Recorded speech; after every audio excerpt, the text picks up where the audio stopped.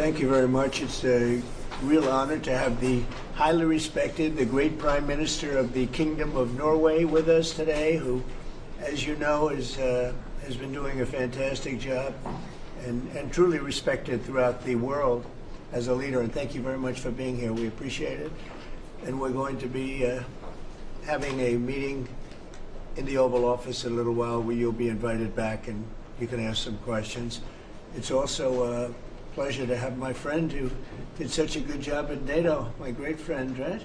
So you really did. We started off, they had no money, and they ended up having a lot of money after we said, you got to pay up. But you did a fantastic job, and thank you very much. And I'm glad you're here.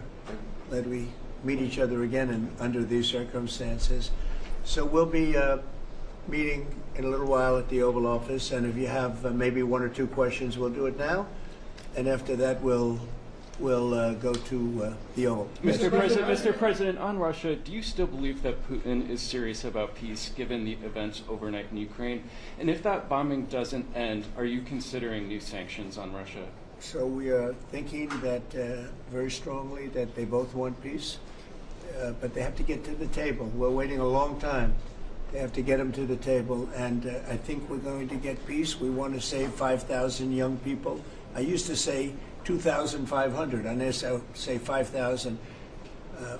We have, Mr. Prime Minister, we have about 5,000 young people a week that are dying in that ridiculous war. And, you know, I started out because I didn't like all the money that we were paying, and then I realized how many people were dying. And that's by far the more important element right now. I'm saying we can save thousands of people. I don't like that it takes long at all, but I think they both want to make peace. I do believe so. There's a lot of hatred there. There's a lot of very bad blood, a lot of distrust. But I think I hope we're going to get there for the sake of a lot of young people that are dying. Mr. President, do you have a deadline for when the party? I have my own deadline. And we want it to be fast. And the Prime Minister is helping us. He wants it to be fast too. And I think everybody in this, you know, at this time in NATO, they want to see this thing happen. So we have a deadline, and after that, we're going to have a very much different attitude. But I think that has a very good chance of getting done. Mr. President, what can Norway do to prove that they're an important ally to the U.S.? What can Norway do? Just keep doing what they're doing. We have a very good relationship with Norway. Great leader, great people. I know many of the people in Norway, and it's truly it's an incredible country. So all they have to do is keep doing what they're doing, I think, is probably the best answer I can give. Yes. As you pointed out, the former Secretary General of NATO is here, Mr. Stoltenberg. How important is the NATO defense alliance, Mr. President? Is it sacrosanct from your perspective? Well, it's a very interesting question. It's certainly very important for Europe, and I think without us it wouldn't be as nearly as powerful. And as the former Secretary General, who did a great job, can tell you, I played when I was there a very big role in making sure that NATO is funded by the 28, at that time they had 28 countries, including us, because many of the countries weren't paid, and they ended up being paid, you would say, and the Secretary General was very nice about it as far as I was concerned. Other presidents went in, they made a speech and they left, and that kept going on, and you know, in the meantime, they had no money. And the United States was paying far more than its fair share. You could say that they were paying, I actually said sometimes it looked like 100%, and it was unfair. And the two of us worked very well together, and we took care of the situation. There are some Mr. President. Yeah, please, go ahead. Norwegian statistics are showing that the U.S. actually has a trade surplus with Norway. Are you going to be looking into that and see which of the countries are actually in a trade surplus? Yeah, well, with the United States, almost everybody has a surplus. But not in It's really an amazing, numbers. it's an amazing phenomenon. Now, there's a surplus of a couple of $1 billion, I think you have with it. I congratulate you. That's very good. We got to get a little bit of that for ourselves, maybe. But they do have a surplus. Norway has a surplus. Mr. President, in the current tariff situation, analysts have pointed out that the U.S. actually need allies. Do you consider Norway as a possible ally in the situation? I think Norway's always been an ally. They've been somebody we've been very close to, very friendly with. Maybe more so now with me than other people, but I think Norway's always been a great ally, yeah. Norway's been a friend.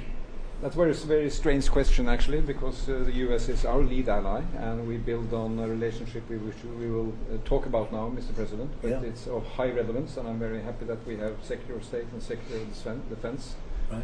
So this is a very strong tie. But it was a question about ally in the tariff situation specifically. Tariff situation. Yes. Oh, well, that's we're talking about a little bit different subject. Then we're talking about a different type of ally. No, in this case, he would be very much inclined to be an ally of Norway because he wants to make the best business deal possible. And Norway and the Norwegians are great business people. They're great traders. They're great, very smart nation, very well-managed nation. Has been for a long time, and in particular now with this leadership. But we'll be talking about trade and other things, and I think we're going to come to a conclusion very quickly. Mr. Prime Minister, I was wondering whether you think that Donald Trump, for his effort in Ukraine and otherwise, deserves to be nominated for a Nobel Peace Prize. Well, I salute President Trump for having been taking very important initiatives to get this conflict towards an end, which both parties deserve. We need to have a ceasefire, save lives, move towards something which is more secure for Europe, for the people concerned. And on that we work together. And I look forward to go into some details because we are at a critical moment. On that price, that is a committee taking care of that, which is completely working on its own terms, and I cannot comment on that. Mr. President. But thank you very much for that question. I like that question. Yeah, please. A question on China. Can you clarify with whom the U.S. is speaking with China? They're saying it's fake news that trade talks are happening. Well, they had a meeting this morning, so Who's I they? can't tell you. It doesn't matter who they is. We may reveal it later, but they had meetings this morning, and we've been meeting with China. And so I think you have, Jeff, as usual, I think you have your reporting wrong. Thank you very much. We'll see you. We'll see you inside. Thank you. Thank you, President. Thank you. Everybody out. Thank you. Thank you. Keep moving, everybody. Keep moving. Thank you. You're out. Thank you. I would go. We'll all go together to Norway. Oh, yes, please do. I want to go skiing. I love Norway. I love Norway. Why? It's beautiful. And beautiful people. Thank you, Mr. Thank you.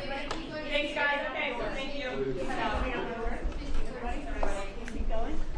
He's out the door. Nice watching.